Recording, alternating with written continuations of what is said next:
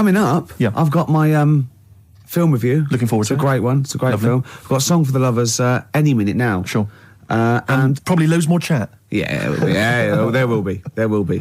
PJ Harvey, This Is Love, XFM 104.9. It's Ricky Gervais show, isn't it? With Steve Merchant. Yeah, but you're going to keep quiet now, Steve, because I've got to do my world-famous film review. Looking forward to it. Yeah. I know you criticise it, because I say I do sort of like films that aren't on, current release, or that I sort of just do the plot, or, but, I think have you taken that criticism on board? I have. Good. This week's Ricky Gervais film review is Jungle Book. The Jungle Book? Yeah. That was made in, 1968? I don't know, but listen, shut up, right? It's a good review, right? Right, for people who either have heard it or haven't, you might learn something. Sure. Because it's sort of my take on it. Has the review begun yet, or...? No, it's good from now, yeah? Okay, Go. Right, the little kid, he's the jungle, right? But he knows the bear and the panther, they're good friends. But it's dangerous because you've got to watch out the tiger and the snake. Well, now, the reason is, they don't mind him, but he's human and he can make fire, they can't. That's why he's sort of in demand, even though they've conquered the power of speech, they can't make fire. And then the orangutan gets him. Now, he's in trouble. But the bear puts coconuts on and makes himself look like it, then they fall off. They've got to get away. But then he meets a girl and then they're not, Okay. Do you write these yourself? Yeah. Or you don't get a professional to do it? Right. Oh, no. Okay. And what would you give that one out of 5? It's 9. That's a 9 out of 5. Strong review there. A strong film then for you. One again. And you'd recommend that for friends and family? Yeah. Okay. Just on video or DVD or in the cinema. Okay, good. All right. And the film again was? Jungle Book. Jungle Book. Jolly good. All right, thanks very much for that. Well, now it's time for a song for the lovers. This is the Smiths, and Last Night I Dreamt That Somebody Loved Me. Good. Okay, cool. Yeah, lovely. I forgot. Go on. The elephants. Oh, well, that's going to ruin it for everyone. They won't understand what you're talking about. Yeah. Smiths. Lovely song. Last Night I Dreamt Somebody Loved Me. Beautiful. Song for the lovers there on XFM 104.9. Can't believe I forgot the elephants. That was a key element of the review. Really? Yeah. Don't let it get you down, Rick. I know how these things depress you if you feel you've not done the film review as best you could. That kind of winds you up. Yeah. You stew about it. Steve, it's time for my world-famous film review. People love it. Yeah. How can I just ask, before you crack on with the film review, I notice you often do films that people have already seen. Well, you see, that's what I mean. That's why I think your film review failed, because people didn't know what film you're talking about. They hadn't seen it. Yes. See, there was mine. I picked ones they've seen. Sure. That a lot of people would say that the benefit of a film review was the fact that they hadn't seen it yet, so they were going to make up their mind based on that review. I don't know who'd say that. I prefer Ricky's. Okay. See? All right, Carl. See, there you are again, being nasty to me. No, it's just he's got a choice. All right, anyway, so my point is that how would you hope people would use your reviews? Right? However they want, really. Okay. So... would you hope that they'd maybe seen the film but they hadn't yet made up their mind? Whether they liked it or not. They liked it well, this is up to them. This is, this is for everyone. It's easy. So if someone because I think, you did, one of your most famous ones, I think, was one for The Cuckoo's Nest. Yeah. Now that came out, I think, in 1975. Yeah. So maybe some people saw it in 1975, haven't yet made up their mind as to what they thought of it. Yeah, now this put them straight and what to look for next time, maybe. Okay. Now, ready?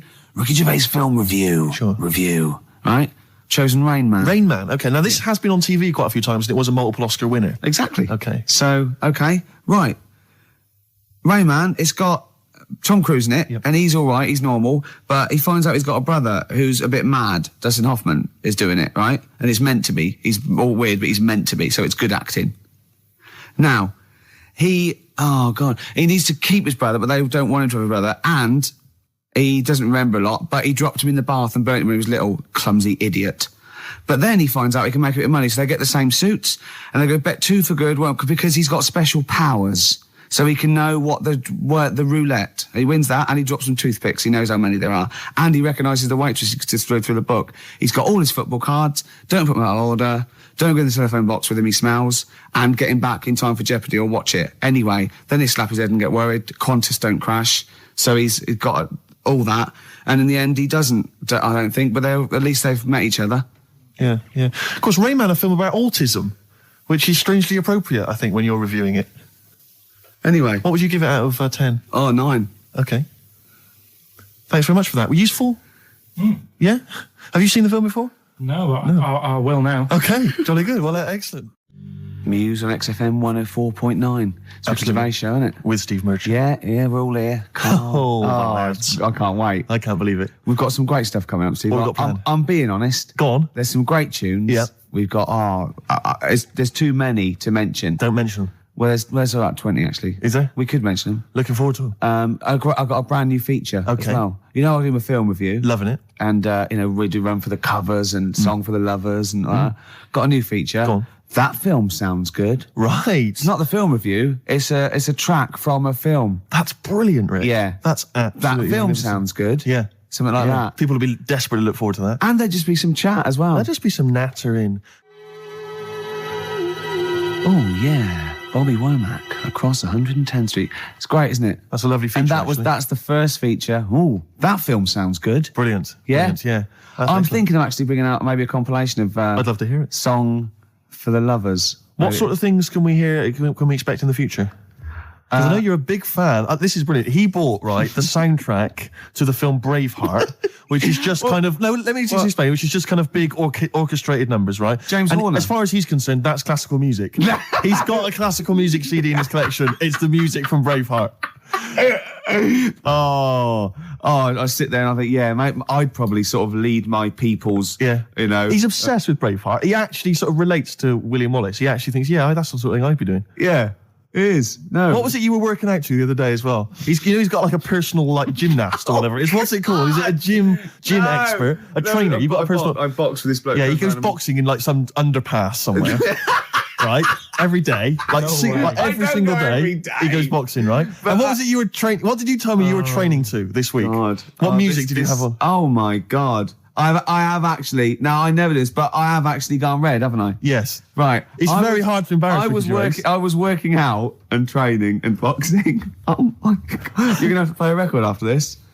To the Rocky soundtrack. To the Rocky soundtrack. He's bought, a CD which has got the best music from all of them. Now, was it Eye of the Tiger or was it... It starts up with Eye of the Tiger, then it goes, Hearts on Fire. That's me sort of red on fire. Then it goes, dun dun dun dun dun dun dun. Does any of your training with your trainer, does it ever involve you running through snow with a log chained to your back? Yeah. Like in Rocky IV? I often have to help Russian peasants because their cart horse is like falling over, but I lift it up.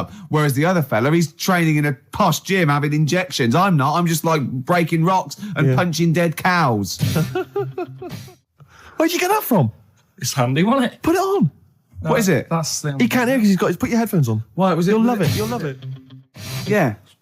That's magnificent. Yeah. That's now Ricky Gervais's theme tune. Yeah. Every time we start the show, we should just start with that. Win, Ricky, win. Well, it's time for the... Well, I think people wait for this now. I never knew, really, since I was doing the show, that I actually had a bit of a knack for film reviews. Right. Do you know what I mean? Yeah. Because I discovered talent. Yeah. I mean, I'll probably be asked soon by Brian Norman or Jonathan Ross to do something on that sort of thing, or maybe my own film. So I don't know. TV or... The clock's ticking, it's only a matter of time. Yeah, okay. This week I've chosen... well, wait a minute, let's play the jingle. Okay. The film review and that. Brilliant. Yeah, Ricky Gervais. Yeah, okay, here we go. This week I've chosen My Left Foot. Right. Okay. Now, My Left Foot is a film about a bloke called Daniel Day-Lewis, who's all mental except for his left foot, right? And he has arguments. I can't remember. He has arguments with his dad, so I wasn't watching it properly. But even though he's mental apart from the foot, he does stuff with the foot that we could do all over, and he uses that to his best. I think he might write a book or something, or paint. And the moral of this story is, even if you've only got a foot that works, you can still win prizes because it won the Oscar. Okay.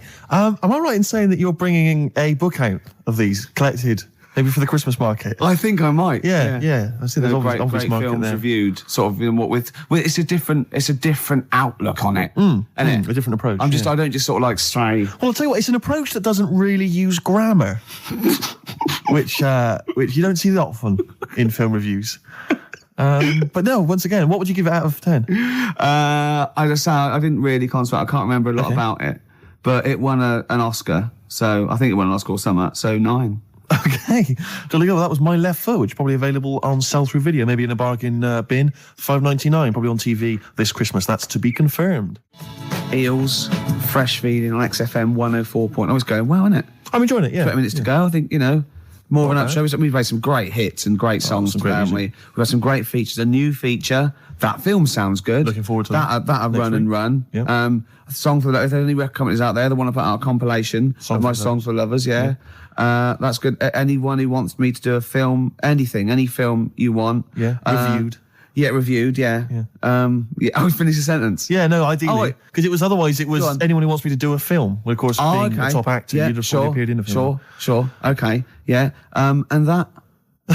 Jolly good. Yeah. Okay. Well, apart from the great music we've got lined up, Steve, we've got obviously our regular features. Sure. We've got my classic film review. Always looking forward to that. That's already getting a little bit of, attention. From who? Wow, just various people. Go on, name some. Well, I can't name them. What, by name or just... Yeah.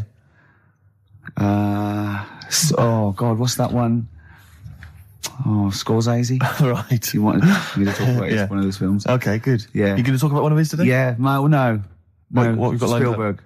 Right. Going to do a Spielberg film. Okay. We've got That Film Sounds Good. Yeah. Now, that's not my film review. That's where I take a track off a soundtrack of a classic film. Yes. And it's a great track. And I go, oh, that film sounds good. Brilliant. So, yeah. Because it sounds good. You see what I mean? But please don't be confused and think that that's the film review. I hate people to think that. No. That's what I wouldn't want. Yeah. Were you going to do a film review as well later? We've still got that. Well, I could do a film review now because it's quite a big. I thought you needed to prepare, but no, it's quite a big film, and I've seen it, and it is, it's a great film. So I hope I can do it justice because it's a very This week, what film is it going to be? It's going to be Schindler's List. Okay, and are you going to do a jingle for us? Ricky's film review. Okay. This is a film by Steven Spielberg. Yes. And because it's in olden times, it's all black and white and that, except a coat that's red. I don't know what happened there. Anyway, it's about a bloke who's called Schindler, and because there were so many people we wanted to save, he had to make a list to get organised, and he tried to save as many as he could, and he made him sort of not make the bullets properly on purpose because and in the end they gave him a ring. It's the same bloke who made E.T. Okay, your review of Schindler's List. Yeah. And as ever, mark out of 10, please. 9. It was brilliant. You really enjoyed it? Yeah. Okay. Did the fact that it was 3 hours long bother you? No. No? Quite like that? Okay. Watched some of it on fast forward. Okay. Carl, have you seen Schindler's List? No, I'm surprised they managed to get all that in 3 hours. Amazing, isn't it? Would that encourage you to see the film? Definitely. Yeah. Okay, what would you give it a mark out of 10? 9. You'd give it 9 as well? Okay, I'll tell you, that red coat effect thing you're going on about. That's sold it. You like that? Yeah. Well, that was just a mistake, apparently. Apparently, yeah. Probably just couldn't get all the colour out of it. As I said before, if you've got a film that you'd like to have reviewed by Ricky Gervais, then email us, ricky.gervais@xfm.co.uk, and I'm sure he can... or even not just like the people, but what about the ones who make the films? Like, the ones that actually make the film, what are they called? Hollywood. Yes. If they want me to do one for that coming out to sort of give it a little bit of a boost... You saw me give away the tickets. That was selling. Yeah. So, we can sell your product and we make it look like it's all editorial, but really, if there's a little bit of money involved, I can probably give it a 9 out of 10 instead of 4 or something. Rick, would you do that without having seen the film?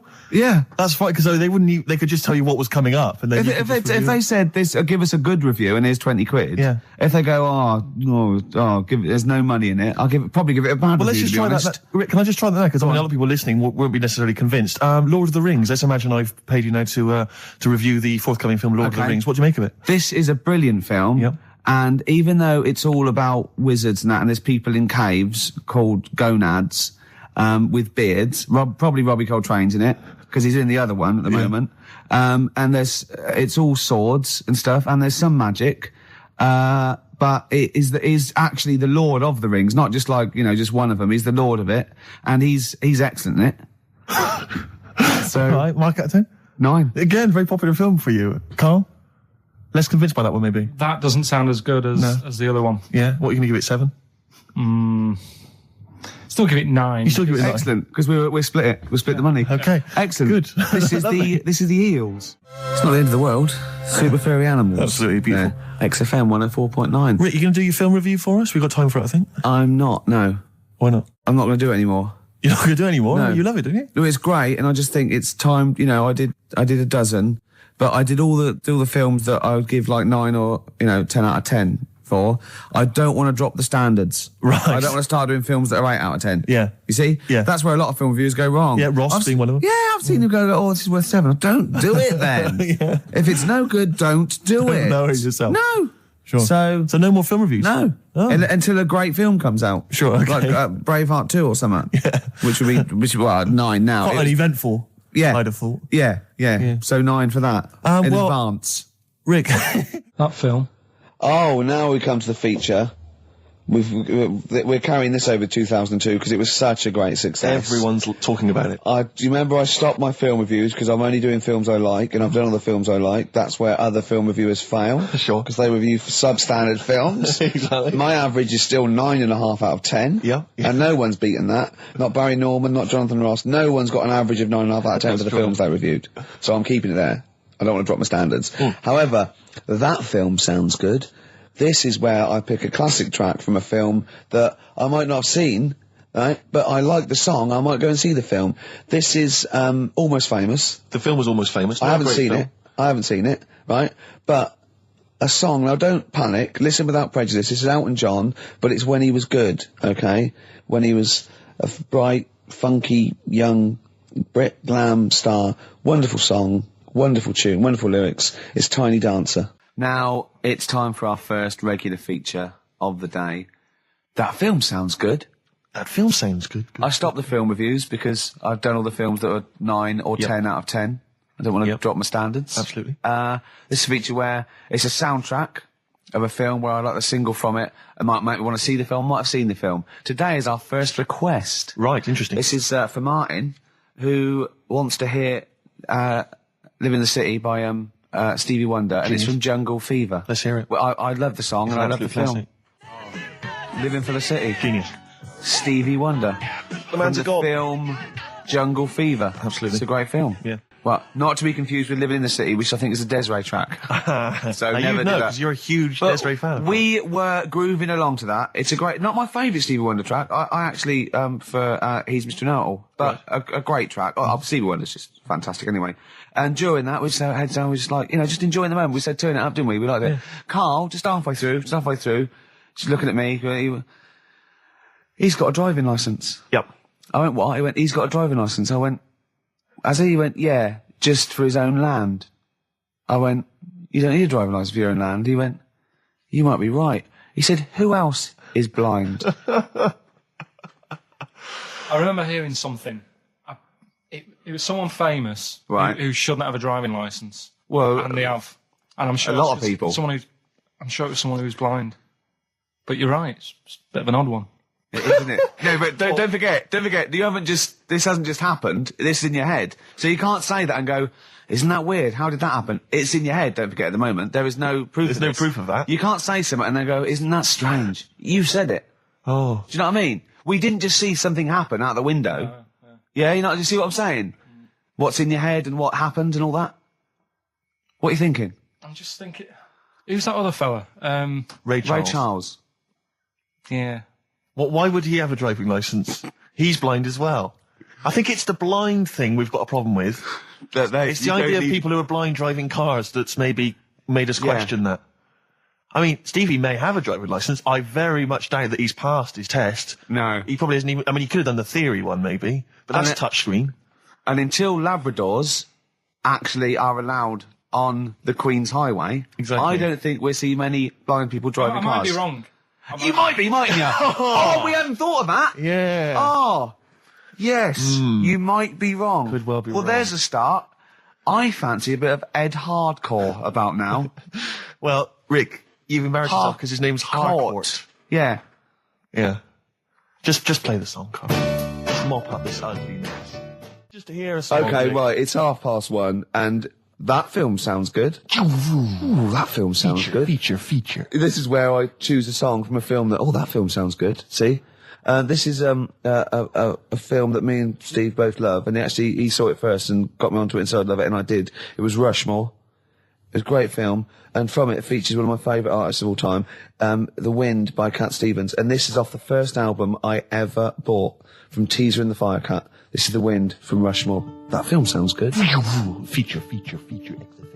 Cat Stevens, The Wind. Elegant. It's a beautiful song. The album is a superb album. It's seminal. It's just has some great songs on there. I feel like playing another one, maybe Song for the Lovers. Maybe do it later, yeah. Maybe I could do that, yeah. It's beautiful. I have to say I've seen the follow-up to Rushmore. If you enjoy Rushmore, it's this new film, The Royal Tenenbaums, with amazing cast. Ben Stiller's in it, Gwyneth Paltrow, and Gene Hackman in his Golden Globe-winning performance. Oh, yeah. Same sort of thing as Rushmore, same kind of style, but lovely sort of kind of family comedy. Absolute dynamite, and again, a brilliant soundtrack. Nico is on there, Nick Drake, all kinds of treats. Forthcoming in the cinemas, Rick. You say the follow-up, is it the It's same not a director? sequel. It's the same director, same writer, Right. some of the same cast. Bill Murray makes another appearance. Same style. Haven't the Swingers lot done another one? They have their new films Made with the same Jon Favreau and Vince Vaughn. Again, dynamite, really good fun. Not as kind of perceptive as Swingers, but certainly as much fun.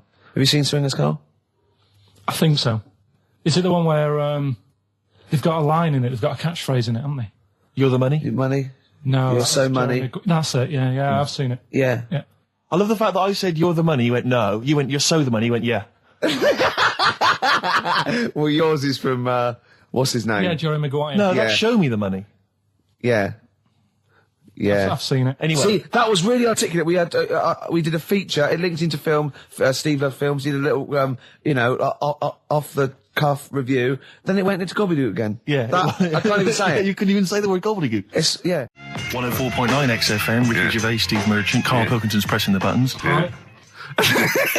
We're playing some great moments from the last 3 weeks. And some great records, Steve, from the last 2 weeks. That's true enough. Yeah. We're not actually here today. What are you up to today, Rick? It's 8 hours earlier, so this is about 2 o'clock probably. Mm-hmm.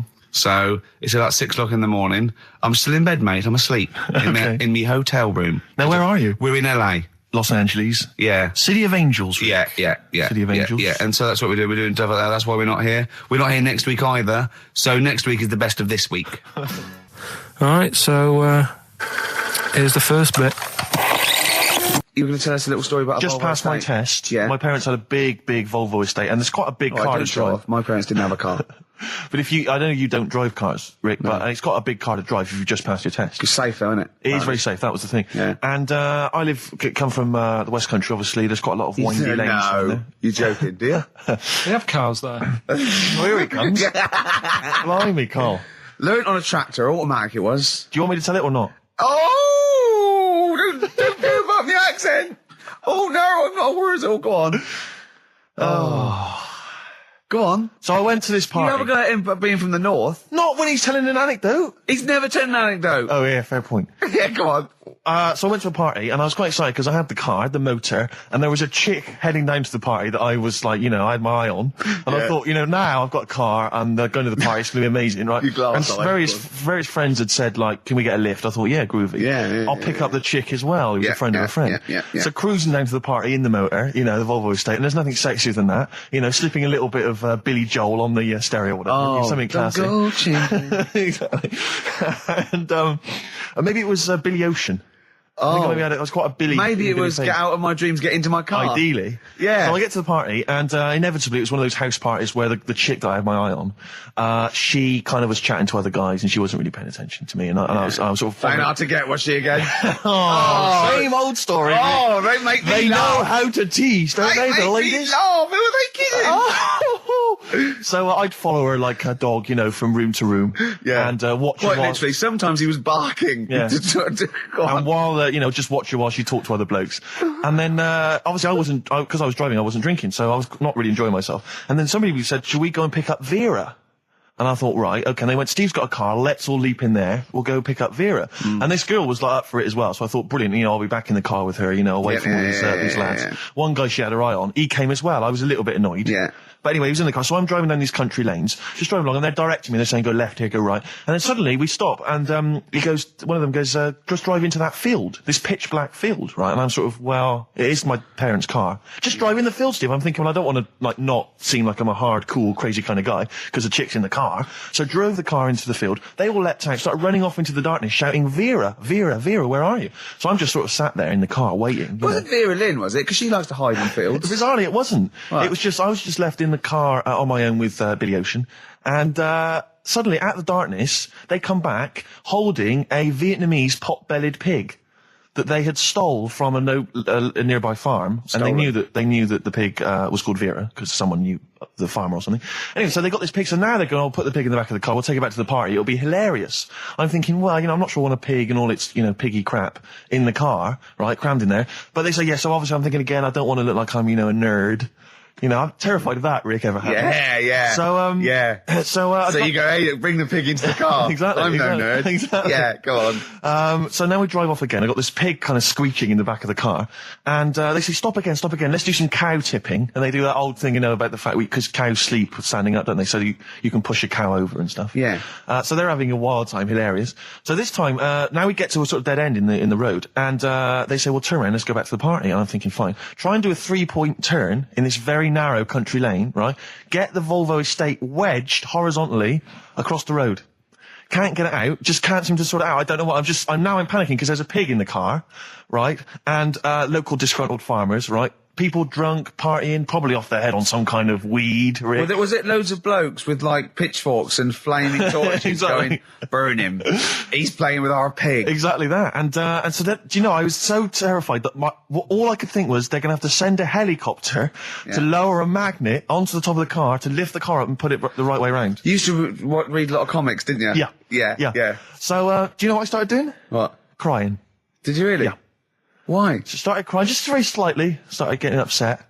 And the other guy that the girl fancied, he had to get into the driving seat and sort it out for me by slowly edging forward and backwards. That's the worst bit of the whole story. Yeah, edging slowly back and forwards. He just sorted it out, just slowly worked the car back round, and then we were off. You were just gently weeping. Just gently weeping in the back. The bloke had just taken the bird that you saw from a distance. Exactly. That was basically your wife in your head by then. Oh, yeah. Was it? I can't We believe were it. happily married with a pig for a child. Don't joke, that could happen. I know. The pigs come, if you like. Sorry? What did you say? What did you say? What did you say? When you do what, Carl? What? What did you say? No, what did you say? Because I don't want to have to go to the radio authority again. What did you say then? Just remember. We are going out live, Carl. Yeah, remember Tom Binns, right? What did you say? What I'm saying is, why were they shouting Vera? Because pigs don't come to the name, do they? Hey? I don't know the ins and outs of pig, of how to lure a pig into your trap. Can I just tell you some very, very interesting things about pigs? Please do. Right. One, everyone knows they have a corkscrew-shaped penis, right? A corkscrew-shaped penis. That's the tail, isn't it? 2, they can't look up. They can't put their head back and look up, right? 3, they can have a 30-minute orgasm. Rick, is it only pigs that have got a corkscrew-shaped penis? No, and landlords. Okay. Very handy. Right. Here's one for you. Go on. Like insect facts and stuff. Go on. If a man was a flea... You could jump over St Paul's Cathedral. No. What? Wrong. It's gone up now. It's... the big wheel. The big wheel. It's the Millennium gone up Wheel. now. It's gone up now. Play a record. You're the best. Right. Here's the last clues of the year. You had... there's a load of letters there asking for advice. Put them on Claire's desk. That was F. That was for foreigner. Foreigner. I don't know what you mean. Claire Rayner. She took advice. She gave people advice. So that's a foreigner. That is shit. Right. I'm sorry. It might be Christmas. That is absolute garbage. A lot of people got the right answer. I know. That annoys me even more. The second one, ask your mum. Foreigner. Yeah. Foreigner. Second one, ask your mum if you should. That was S. That was Shalimar. Shalimar. Right? No, bizarrely, what was the clue there?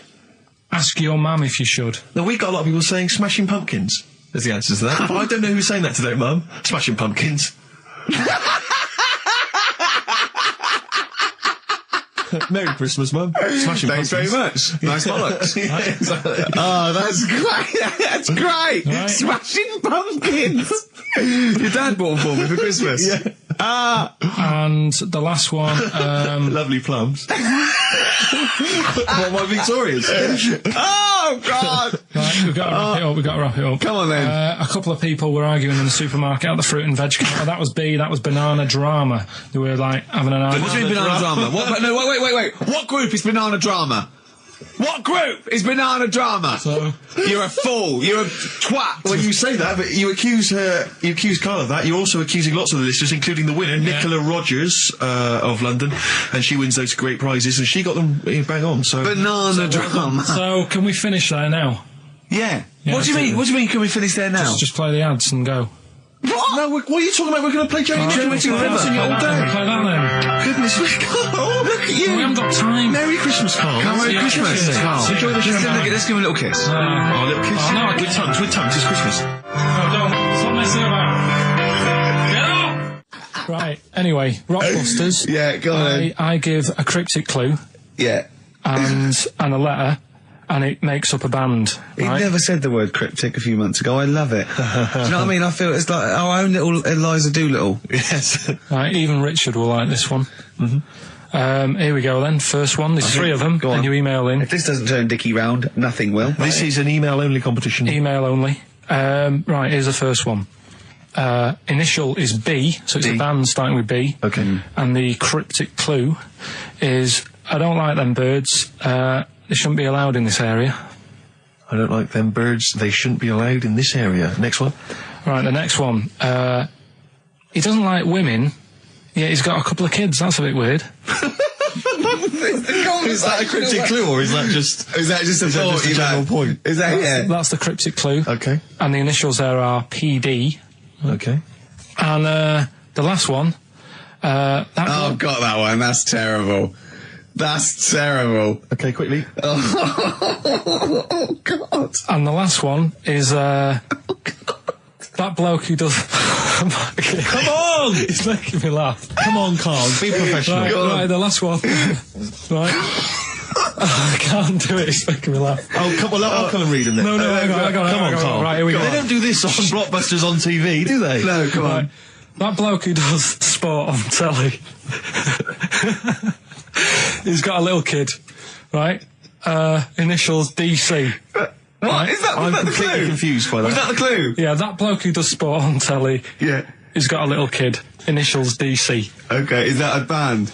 Or an artist? It's well, I'm not going to tell you. Cheese. I'm not This gonna is tell a you. well-known sandwich. Is it? What is it? Is it a Fine. band or an Right, artist? so just quickly recap. That's, Okay. it's a Come B. on, Karl. Right, Come on. quick recap. The first one is B. I don't think them birds should be around in this area. Right, that's B. Right. Second one, he doesn't like women, yet he's got a few kids. It's a bit weird. That's PD. And the final one, that bloke who does sport on the telly, he's got a little kid. Right. DC. All right, and it's ricky.gervais@xfm.co.uk if you want to enter for Hellraiser. Oh, I'll And all tell you those what, other continue quick to do a little theme of like some old stuff people haven't heard of. If you're under 30, you probably never heard of this band. It's also a new thing I want to introduce.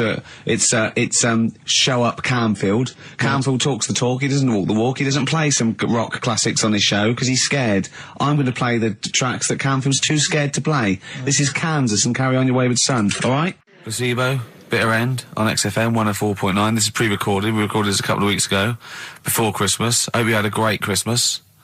If you didn't, not our fault, really, is it? Nothing to do with us. Wouldn't have thought we'd have. We're of a time because we've got plenty of cash now, thanks to a lot of you who probably bought the Office DVD. Yeah. Probably got But that if you in haven't stock. yet, and you've maybe got vouchers or money, still available. Still there in the shops. Still available. You can still make it the best-selling DVD of all time. Please. Please do. Yeah. Please do. I'll tell you what you want to hear there before you make your mind up. I'll tell you what, if you like this next clip, go and buy the Office DVD. I think you will. It's a brilliant clip. It's the one where we talk about, well, it is self-explanatory. Yeah. Badly Drawn Boy on XFM 104.9. I'm Ricky Gervais, with me Steve Merchant and Karl Pilkington. I'll tell you what, the Sony's then. Oh, This Thursday at the Grosvenor House Hotel. Yeah. Everyone in Radio's Anyone has entered their show in different categories saying, oh, you know, they get it down to You know, winners this year included the brilliant Dominic Mohan, former showbiz editor of The Sun. lots of people won. Lots of people won. Lots of people won gold. Lots of people won silver. Lots of people won bronze. We didn't get a sausage. Nothing. This show was deemed not worthy of anything. I mean, not a look-in. The panel looked at it and said, well, no, definitely not radio. Didn't get a vote. See, that annoys me on so many levels. Let me tell you one, right? I've never complained about losing an award, okay, ever. Yeah, mainly in TV. I know we've won a lot, but we've been beaten by Peter Kay. Good luck to him. He's brilliant. Beaten by Phoenix Nights, the sitcom. A lot of people like that more than the Oscars, vice versa, right? No qualms. But the shoddy shite that I heard that night beating us, I was furious. I don't understand. There's people regional. It sounds like hospital radio, right? I mean, I shouldn't even be on XFM. I thought, you know, it's beneath me. Yeah. And I thought, well, give them a hand, right? Let's show them. And I want to know who the panel was as well. I do not believe it. How can they I was looking back over some of the shows, right, before I get Carl, and I've just done a little excerpt of, you know, a trailer of what we do, what we're about, and I don't know how the panel could overlook this. Play a bit, Carl, please. Shaking her muff, minge and tits around does not make her a hoe, then what does? These kids at school with big heads. Carl, what are you talking about? Shut!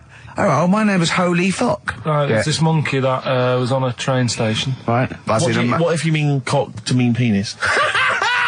It was my Down syndrome son. Oh, chimpanzee, that monkey news. So we've still got monkey news coming up. You're an idiot! You know what I mean? That's, to me, quality broadcasting. I don't know how they can say that isn't worthy. That's what we sent in to the Sony people. They listened to that. How they didn't think that was dynamite stuff, it doesn't make sense. Actually, I've been thinking about this since Thursday, because I've been a little bit down in the dumps. Yeah. What I think it is that with the TV show, the TV stuff we've done, Rick, we put a lot of work into that. Yeah. We get the script, we spend a lot of time on it. What this show is about, it's very much about spontaneity, it's about our personalities, and I don't think we're ever going to win an award for our personalities. I think that's where we're going Do you know wrong. what I think? I think that when we're together, we're the auteurs of The Office, and, you know, and we're strong on it, and we're just two. We write it, we direct it, you know, we cast it. We even worry about the font and stuff on the. You know, we do everything. There's a weak link in our midst, I think. On the radio show? Yeah. Right, well, I'm just trying to think what the common factor is, because on the award-winning TV show, Spliss You and I... Yeah, I don't know. Well, I'll tell you what, can we play a record and let me think about this, because there must be something... There's got to be a factor. ...that isn't in The Office that's in this, that means that The Office is award-winning, and this is a pile of shite. It's interesting. I mean, I don't think our number one fan, Dickie Anderson, Richard Anders, was on the panel, although he here has emailed in. He's got a couple of thoughts as to maybe why we... What is Dickers doing, man? Dickers says, commiserations on not winning a Sony. I can't believe you didn't win, naturally.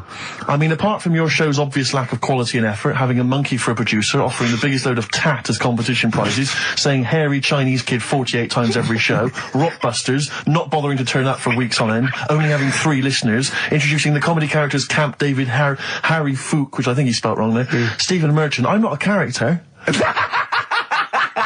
Apart from insulting every race, religion and sexual orientation, bickering like schoolgirls... We haven't done everyone yet. We have not insulted everyone yet. There's loads to go. Despite the fact you generally bring misery into the lives of anyone who listens, I thought you were surefire winners. Better luck next year. Well... I mean, a couple of constructive, you know, criticisms there, but generally, I still can't nail it. Was he on the panel? Well, I don't think so. Well, he's a fan, so... Yeah. Well, no, he's clearly a fan. I mean, he obviously loves the show. He has hit the nail on the head. Oh. Which... Yeah. But, what should we do? Should we give up or should we try harder? That's always my dilemma in life. Sure, yeah. I mean, I've always gone for the first one. Give up? Yeah, why bother? Yeah. If they can't see, just give us the award. Yeah. And then worry about it later and we won't let them down. Yeah. Now they've got blood on their hands. We're gonna... Yeah. What should we do? Give a couple of months notice? I think so. Okay, well, there you go. I mean, seriously, I mean, I think... I'm being serious. I'm not being wacky now. We haven't told Andrew, but... I think we've won our course with this show. Yeah. So let's... Okay, we'll give it a month, and it's because the Sonys didn't give us anything. Play a record. Yeah. There you go. You got to do a bit longer than that. No, we haven't. Got to give a month's notice. No, you got to work till about September if you're going to... No, we haven't. No, we give a month's notice. We're, whatever they give the money back or something. Well, you give your money back. Yeah, I know. What are you going to spend your 80 quid on? True. A quick query for you. This is from Jay. He's got a problem here. He says, my parents won't let me ditch my studies. He's currently reading modern languages at London University. Sure. He wants to follow his dream, but his parents won't let him, of being a dancer. Carl. Worse than that, he says that they're trying to arrange a marriage to a bunch of minging daughters of people they know from good families. He doesn't know what to do, so he's got the arranged marriage coming along, and he's also got, he basically wants to be a dancer. His parents are forcing him into something more practical. Well, the first thing, right, I don't think Live your dreams? The arranged marriage thing is such a bad idea. Okay. Because I think too many people go on looks. Right. And then you soon get bored of that, and you find out the person who you're knocking about with, it's actually not your type. Right. Why don't you arrange marriages for people? Well, I'm just saying, right, so I'd say, Jay, go along with that. I wouldn't worry about it. Okay. I mean, if they're really ugly, then, don't go along with it. But if they're half bad, put up with it. That's Sure. all right. The dancing. Brilliant. Right? That's that solved. Brilliant. I wanted to be a dancer. After I did the boxing, right, I joined a dancing thing just near Man United's ground, right, called Twiggy's. Went along, I wanted to learn some moves. How old were you? Well, it was when Michael Jackson was, pretty big, so about 85, 83, 84, 85, something like that, around there. Wanted to do it. When I went, it was shut, and it had become like a warehouse for toilet rolls. So in a way, I wonder what would have happened. Sorry. How is that an anecdote about you going through dancing? You've told me before you did boxing for a while, you did dancing for a while. You had the true fight in the boxing. You didn't even get in the... That's not an... Imagine if that was a film. This is nice. A boy's dream of becoming a dancer. Oh, it's shut. Next on. I mean, how is that a story? Yeah, that was Billy Elliot. Do you think it won quite as many awards? Yeah, brilliant. Footloose. All right? Yeah. I'm fed up they banned it. Let's go. Oh, it's shut. Flash dance. First, there was... it's a warehouse. Never mind. I'm just saying, you'll find something else. I think I got a go-kart after that. I bought a motorised go-kart and kept myself busy with that. So...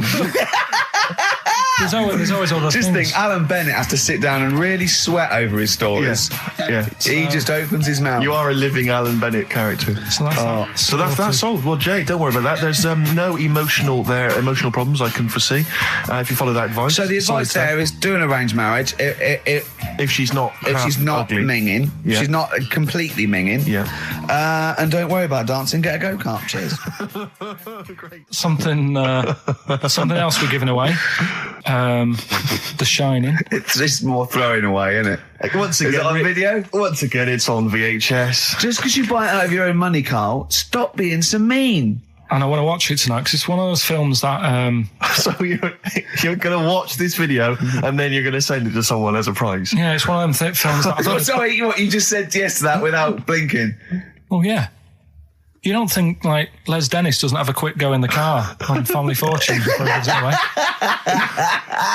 It costs Jim Bowen $5.99. has a go at those his and her towel racks.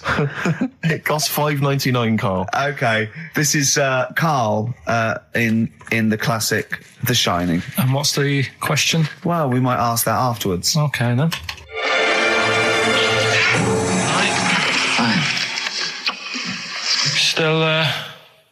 Still trying to write the book then?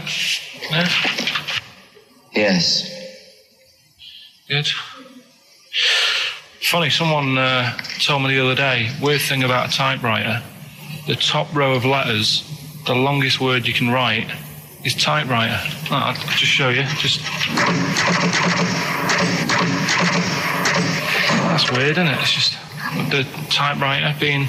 You're not in the mood, are you? You're in one of those grouchy moods again, like you get into when you're writing. I'm not being grouchy. I just want to finish my work. Yeah, just being a bit funny, a bit offhand and that.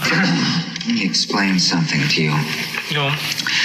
Whenever you come in here and interrupt me, you're breaking my concentration. You're distracting me. And it will then take me time to get back to where I was. Understand? Yeah, but I just was coming in to try and cheer you up, if you... I mean, I'm full of ideas as well, if you're having a problem coming up with stuff, got loads of ideas you could write about. The other day I read about this hairy Chinese kid. What do you want me to do about it? No, it's just that it could make a good book. Do you know what I mean? Sort of follow him round. That's swell. Well, I'd buy it, you know. But if you don't want to know,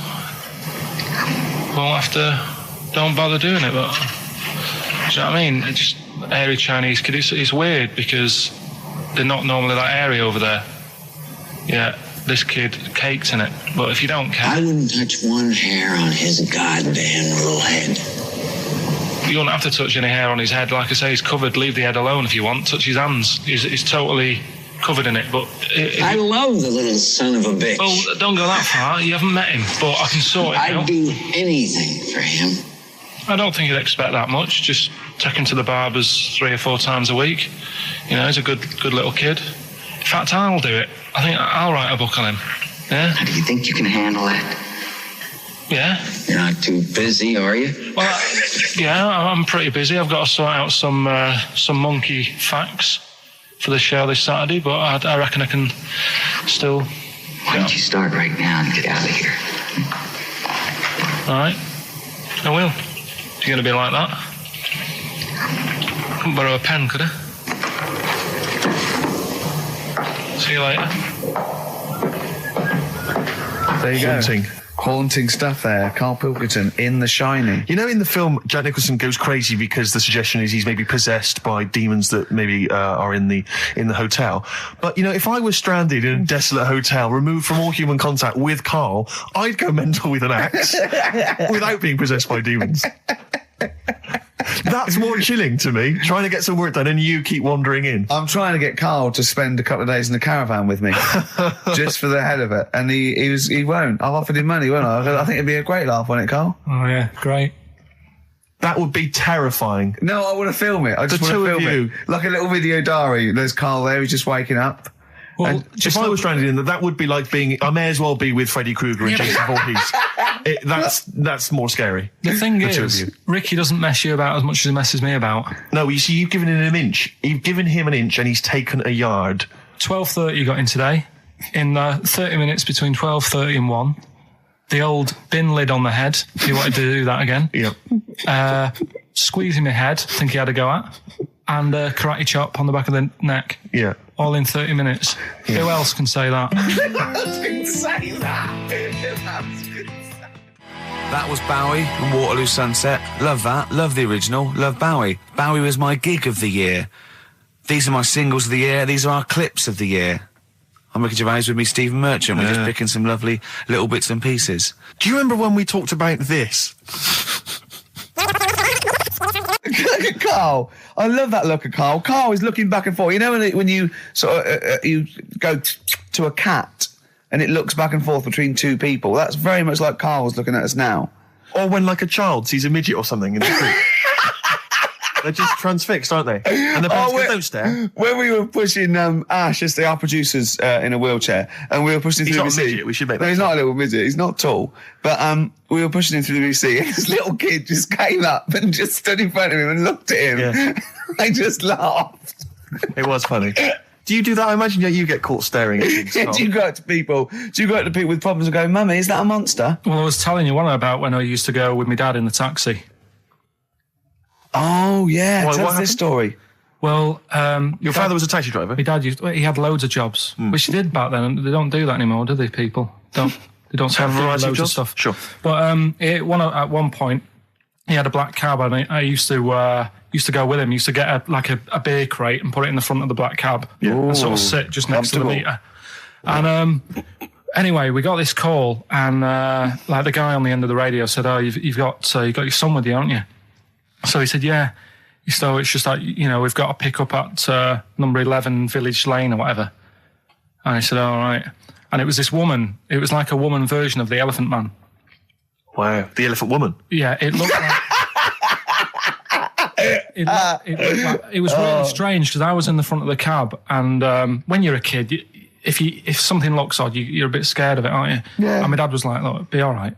And we're driving towards her. Look, don't worry, son, I've got loads of buns. And just to I'll just throw one down the street if it's you right after You're being mean, right? I am a little bit, How old were you, 18? No, I was about 12 or something like that. 11, 12. And as we got closer to her, it looked like she was holding like a bag of spuds on her shoulder. For a snack. Right. And her head was all a bit mangled and messy and that. And my dad said, whatever you do, don't stare at her face. Yeah. And she got in the back. Because you turned into stone. Well, she got in the back, and I had like the mirror, the driver's mirror thing, and sort of having a look, trying to work out. And he said, don't stare at her face. I couldn't work out where her face was. It was that weird. Oh, God. So I'm not sure you're from Manchester. I think you're from like Narnia or something.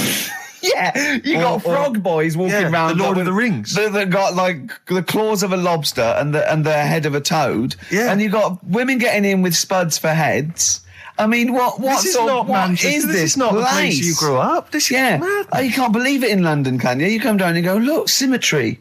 It must be amazing. It must be a thing to do with upbringing, though, mustn't it? And because, again, do you know, I've said to you before, years ago, when I was a kid and didn't have any worries, good-looking lad, you go through it a bit, have a few more worries, and you look knackered. Now, back there's a lot more worries and stuff, so you get a lot more freaks. Whereas in London, everyone's like happy, aren't they? I love the fact that stress can cause your fingers to fuse and your head to grow. No, but if she must have been really stressed to have a head. Yeah. She was she an accountant or something? You know what I mean? But what did she do? What did she say? Where was she going, by the way? She couldn't speak. London Zoo, please. I think she was going to like a pet shop. Seriously, honest to God. On my mum's life, she was. Because at the end of the day, that's a good thing with animals. They don't judge you, do they? She wasn't an animal. She's a human being. She's not actually an elephant. No, but you know the Elephant Man was not actually an elephant. You understand that? He's got no elephant genes in him at all. No. That was just a cruel name people gave him. Yeah. No, it's the name of the disease, isn't it? Elephantitis. Look, so listen. So this woman, why was she going to a pet shop? She was going to a pet shop. To find a husband. Is this true? No, it is true, yeah. Oh, God. I'm not taking the mickey because it must be so really bad for you. Of course it is. Carl, I'm going on to you today about cutting myself shaving. Yeah. I was going on about that. To think that she's probably not alive now, but to think... But you're saying that you're going to say this is a worse problem than a little cut shaving, aren't you? Yeah. Yeah. Do you know what I mean? I think you're right. Carl, there's a couple of key questions I need to ask. One, if she couldn't talk, how did she tell your father where to drive it? Did she have it written on a note? Did she point with her nose? Yeah. Right, this has got silly. Pick your song. But also, finally, where did you say she lived again? It was like in a village, a little small village. Right. Just hidden out of the way. All I'm saying is we could maybe get like some sort of coach, book some coaches, get a coach party up there to have a look at her. Make some photos. And now you can make some lemonade. The offspring of a woman and some spuds. Yeah. Just animal facts. I remembered one in the week. Go on. There was, do you know them two gay American men who have tigers? Okay, the two gay ones, Those go on. Two possibly gay guys. Yeah, let's not worry about libel law anymore then. If you shave a tiger's head... Whoa. Right, okay. You've got to treat that sentence with a lot more reverence than you did. Think what you're saying. If you shave a tiger's head... Not just its head, its whole body. Sorry. Sorry, yeah. So I thought you were getting weird. Go on then. If you shave a tiger, go on. It's still stripy underneath. The skin's... Is it like rock? It goes all the way through. Yeah, that's amazing. Where did you hear that one? I remembered that. Like, was that a drunk just shouting it in the street? I shaved a tiger and it's still stripy. Get out of here. Yeah. Well, you know a polar bear? Polar bear's skin is actually black, and its fur is transparent, not white, and it gives the illusion. So it gets all the radiation possible from the sun, but it's still camouflaged. I didn't understand that, Rick. Sorry, you lost me. If its skin's black, a polar bear's skin is black, and its fur is translucent, and its fur is translucent. So why is it white when we? Well, it's just because the light hits it and the sun reflects off. Yeah, and it makes it look white. Yeah, so if you look at each individual hair, it's actually translucent. So at night it would be black. Well, everything is. Is it? Yeah. Oh, not bright stuff, Rick. You've embarrassed yourself. Play a record. Carl, more people from your past. Debbie Carr? Yeah, she was another nice one. What does that mean? Is that a euphemism? No, she was one of them that you'd sort of go, she's nice, but she'd never be your girlfriend. Do you know what I mean? She was, not really. Even though she was in the same year, she seemed a lot older. Right. And It wasn't a teacher, was it? There was 3 of them who all hung together, and they seemed to hang around like the older kids, the ones who looked like men. Do you know what I mean? What did you look like then? Well, it's just that I had youthful sort of looks, whereas like the older ones had like beards and stuff. It's a gang of boys in the 5th form with beards. Were they smoking pipes? Go, come over here, me filly. Oi, Debbie Carr, come over here, you little beauty. No, but she was like... I love that. Hanging around with beards. There's the big boys. Oh, fishing. Lovely beards. What do you I mean? just see a whole row of George Bernard Shaws. Brilliant. How do you do in history, boy? Think on E. You're an idiot. Oh. They were like, I'd be there sort of playing punching people in the arm. That's a great game. Oh, I love that, punch people in the arm. Is that part of the Olympics now? it's I think it was exhibition this year. Right. But it's going to be a pro next year. It's going to be the Winter Olympics because you've got to do it in just a cap sleeve shirt in winter. Yeah. So you're also playing that? She, but whilst I But was she didn't doing appreciate that. She used to go, ow! No, I always think whilst I was doing that, they were like the Charlie's Angels and they'd be sorting out a mission somewhere. Because they were really like, there was something about them that you thought, they're special. They were private detectives. What do they work for a man they never see? Okay, here's a name I'm interested in because, let me just tell you the name first. Adam Clifton. Oh. Go on, what are your thoughts on Clifton? He was one of them kids, he was alright, but he had that thing when, if you didn't have enough milk. He had like, wrinkly hands and... like white bits in his nails. Oh, because he didn't have enough milk. Yeah. So therefore, you didn't like him because you didn't get enough milk. This is not to be confused with the 2 people with the big heads and the web feet, is it? Webbed hands. Well, this was interesting. I know that they weren't related. They must have been somewhere along the evolutionary sort of trail. Do you know what I mean? They must have come from the same sort of stock. But you wouldn't have liked him. It's just one of them people. He was all right, but. Ash, and sometimes lovely song. Got to apologise to our producer there because he was worried about. There was nothing wrong with it. It's just like saying you like watching birds in the garden. It's just that I think you're better than that. I know, it's cheap, isn't it, to say, like, I like tits. Yeah, I like cocks. So, we're a bit more literary now. One of my favourite things is Fanny by Gaslight. Really? That's interesting. That's interesting. I'm a big fan of Moby Dick. The book, Moby Dick. Yeah, not the medical condition. There's nothing in your... No, it's the big, horrible thing that used to swallow semen. Yeah. Now, in the winter... Yeah. Steve. Go on. There's nothing I like more than to keep my hands warm in a muff. No, sure. You mean those kind of furry things that sort of classy-looking ladies? Yeah, posh ladies often put their hands... you know when you have a nice, like, a party and they're leaving... Party, a winter party. And you might take the wrong hat or something. There's nothing I like more than to see 2 posh women with their hands in each other's muffs. Oh, that's always And they're going, oh, this must be yours. Yeah, that is always funny. Yeah. That's always funny. Yeah. But, seriously, no, I'll stop this, you're right, I've got a... I just remembered that my favourite Beatles song is Come Together. Yeah. Now, we're going to stop this now, Carl, because it's childish. You're right, I've got a philosophy degree, for Christ's sake, and it's about time. Who's your favourite philosopher? Do you mind me asking? Well, I would tell you, except when I have a talk about it, I go into a Cockney accent. Really? So it can be like my favourite philosopher, I like a bit of Kant. Right. Is that Immanuel Kant, the philosopher? Yeah. That's strange. Yeah. That's strange. What's his name again? Kant. Oh, yeah. That can be weird. Can be strange. Look at Carl's face. Look at his face. Look at his face. Join in, Carl. Undo your trousers. We'll be like Stan Boardman when he told the Fokker joke. Yeah. We won't do local radio again for 10 years. 50 Cent in Da Club on XFM 104.9. We're playing our favourite singles of the year. Yep. And we're looking back over some of our favourite clips of the year. Did you have to have that thing done where they say, what side do you wear your member? What side you dress? They don't say what side you wear your member. That would hardly be a euphemism, would it? So they say what side you dress, sir. It means what side your little poke, your little John Thomas leans, doesn't it, on rest, usually to the left, isn't it? Your little left testicles. If I said to you now, what side do you wear? Hang on. Do you know? It would be left. It would be the left. That's what I mean. If standing there, right, with nothing restricting it or holding it in or holding it up, right? It sort of leans, your one ball is sort of like slightly back and lower, isn't it? And your little John Thomas rests there, so it's left. And the reason they ask it is so they don't put the tape measure up on the left and squash your willy or touch your willy. So it's nothing to do with like, well, you'll need a bit more room of sort of more material on that side, or... Well, no, I don't think they compensate. It's just when they put when they stick that up into your groin, they don't want to come in contact with your little... The thing is, I don't know what side I wear stuff on. I just sort of pull my pants up and wherever it wants to go that day. But maybe it's not big enough to sort of make any, real decision. But, like now, I'm sat here, right, with my jeans on. I don't know where I am. Well, that's clear from hearing you talk. No, but what I mean is, if a fella said to me, what side are you, what side do you member on? Member?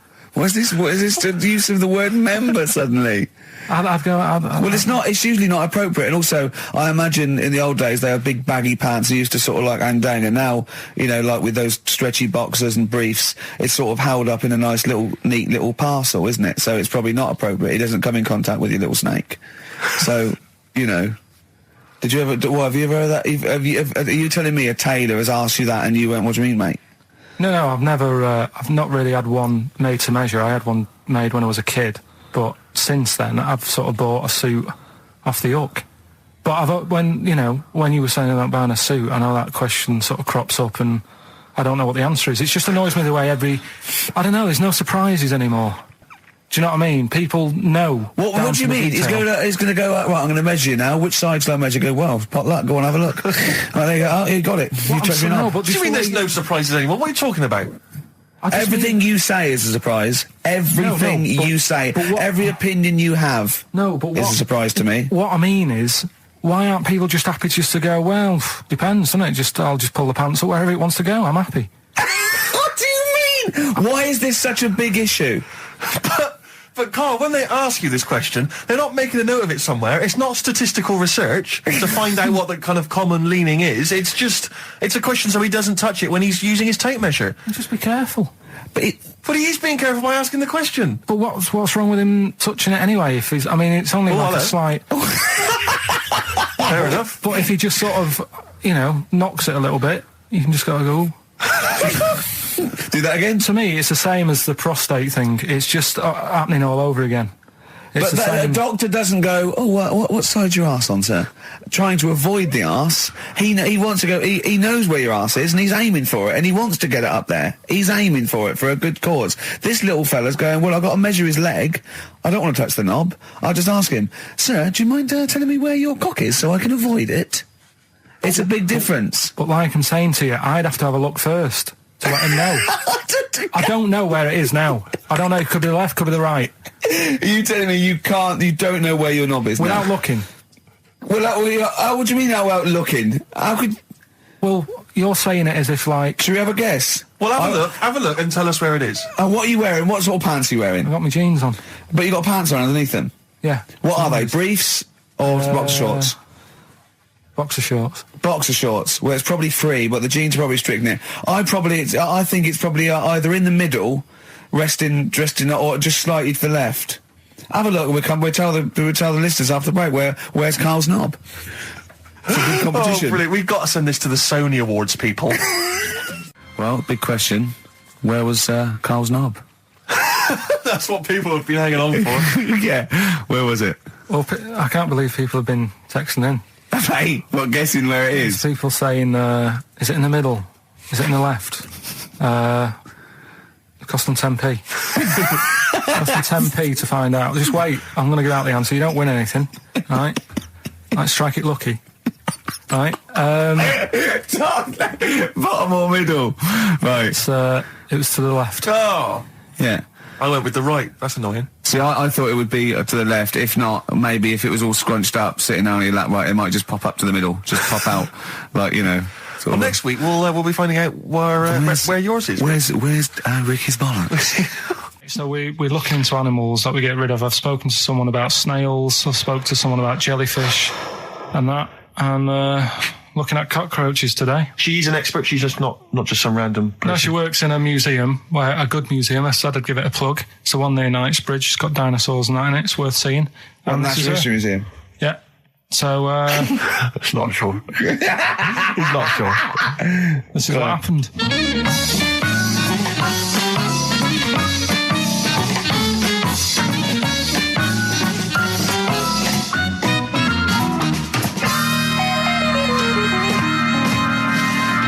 Now, what I'll do, I'll tell you as much as I know, and then you can fill me in if I'm right or wrong. And then at the end of it, we'll get to the bottom of whether we need them or not. Okay. All right. So, first of all, the first thing that I found out is that they have 18 knees.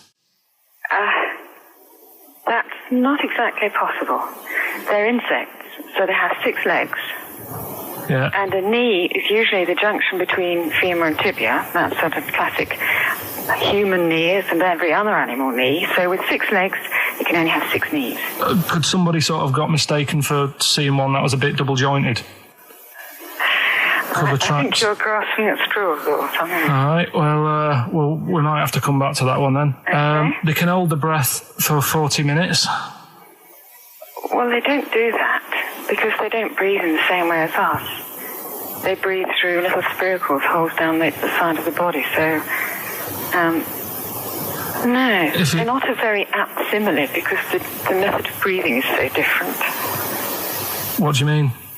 Because insects have a totally different system. They don't have lungs in the way that we do, just breathing through one part of the body. They're actually breathing through every segment of the body all of the time. So even though they've got their mouth shut, they might be able to slide. Nothing to do with breathing. So only just feeding. So you see, maybe that's where someone's gone wrong. Someone's got hold of one and sort of taped its mouth up or something and got bored after 40 minutes and said, well, we'll call it right. That's a pretty unkind thing to do to an insect, even to a cockroach. Yeah, but it's all... Can't do that. Yeah, but... No. Pretty unkind thing to do anything, even a cockroach. Something else I found out. Yeah. They can live for a week without an head. Well, that's true if they don't bleed to death in the process. But the weird thing is, when I told you that they had 18 knees, you seemed a bit sort of like, don't talk ridiculous. But then we're talking about an animal that can live without an head. So there's a little bit of truth in that one, yeah? Yes. Why, when it was invented, has it got that facility? Say if someone said to humans, we could do that with humans, and, you know, if you lose your head in some accident, it gives you a bit of time to sort of go back to your family and maybe write them a note. You won't be able to have a chat, but write them a note saying, it was my own fault, and it was nice knowing you. Oh, well, that would be a useful facility, I agree. But cockroaches are great survivors. I mean, they've been around for over 300 million years. They're one of the most primitive insects. All right. Well, I've also... is it true that they do a lot of resting? Apparently they can sort of rest for 75% of the time. Rest? Yeah, they just sit about doing nothing. It's probably true of a vast proportion of the world's fauna. Well, I mean, maybe the 25% that they are working, they're really giving it some, so it might make up. They're probably searching out food and, they can slow down considerably. You can chill insects in the fridge and they'll become very, very quiet. You might think they're dead. Yeah, but I'm sure, you know, if we were sat in a fridge, you know, we'd go a bit quiet, wouldn't we, you know? Well, you might not know much about it, of course. Yeah, but... Not quite reading the right sources. Well, I've been using the internet. I'm sure there are many useful sources that you could find there, but some of those seem to have been a little misleading to you. So you don't agree with a lot of what I've told you there? No. So cockroaches, can we get rid of them? No. So we're keeping them then? I would say so, yeah.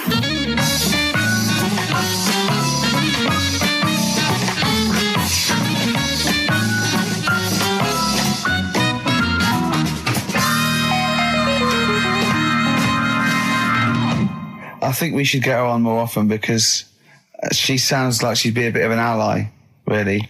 Because she knew immediately that you were talking nonsense.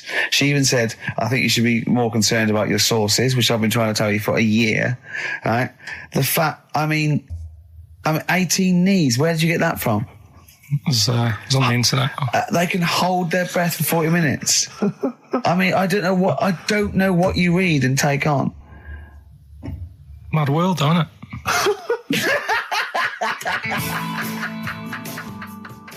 And there was also a fella in the week who said that women shouldn't be wearing trousers. Why? Because they don't look good in them. What do you think? What do you think about that? It's rubbish. Yeah. These are the only things that have caught your eye over the last couple of weeks. This is the entire news. Galileo did something with light. A French fella said women shouldn't wear trousers. See, that to me wouldn't pass as education. It's not education. I don't know where you could ever use that. I don't know when that would ever be applicable to life. I just like reading stuff that sort of reminds me of... Do you know what I mean? If I read it and it gets me thinking, I think that's a good little piece. But I mean, but surely can't you just sort of like sit near something that vibrates to keep your brain going, or shake your head every now and again? I mean, what does this do? You mean it makes you start using your brain? But what aspect of a Frenchman said women shouldn't wear trousers got your mind working? What questions were you asking? Because I thought that's a bit daft, isn't it? Right? Yeah. Okay, it ends there with me. There's nothing else. There's nowhere else for me to go on that. He closes your mind's the still worrying. Yeah, go on. What do you think? Let's go through this. Oh, I wish we could download his thoughts. I know. Just watch it. Yeah. Wouldn't it be great, like a DVD? Like a cartoon. Imagine that extra footage on the Office DVD. Yeah, Carl's brain. That would be with amazing. Oh, with a commentary. Go on. Women wearing trousers and that, right? On the estate that I grew up in, on right?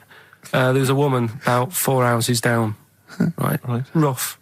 Now, she used to wear leggings. Yeah.